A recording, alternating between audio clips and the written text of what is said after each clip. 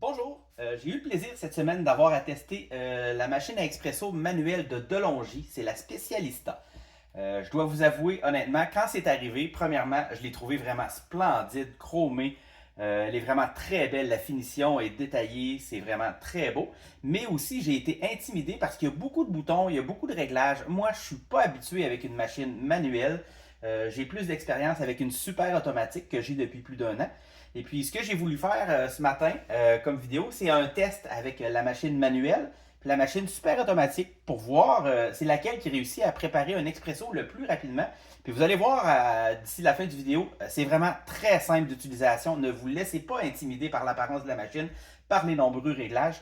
Parlant des réglages, on peut régler la mouture du café, on peut régler la température de l'eau, on peut régler le dosage dans le fond. Et puis, ça vous permet d'obtenir un café qui est vraiment selon vos préférences à vous. Donc, on va démarrer le test immédiatement. Premièrement, l'automatique est en train de se réchauffer. Pendant ce temps-là, moi, je suis avec la manuelle. On va venir moudre le grain.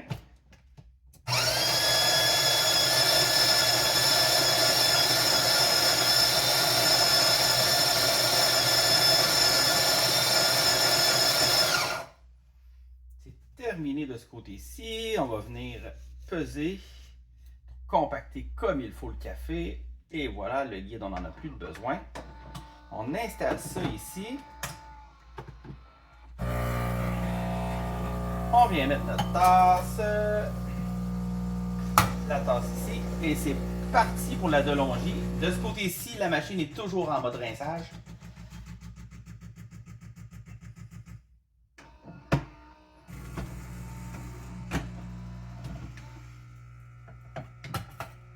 Expresso, c'est parti.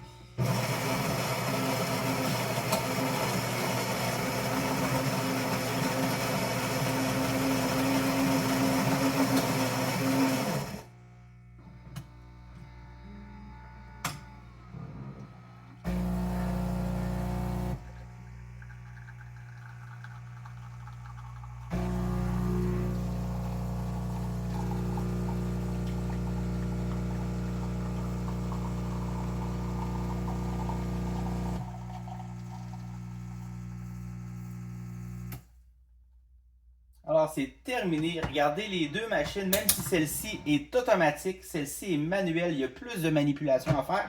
J'obtiens mon café au même moment. Regardez, on peut comparer les deux cafés. De ce qu'on peut remarquer, là, on a beaucoup plus de créma du côté de la Delonghi. C'est selon mes préférences personnelles, bien évidemment. Mais le café, en passant, est vraiment excellent dans cette machine-là. C'est le cas aussi de la super automatique, mais j'ai vraiment préféré le goût du café dans la cafetière manuelle parce que, comme je vous l'ai déjà expliqué, c'est selon mes réglages à moi, mes préférences à moi.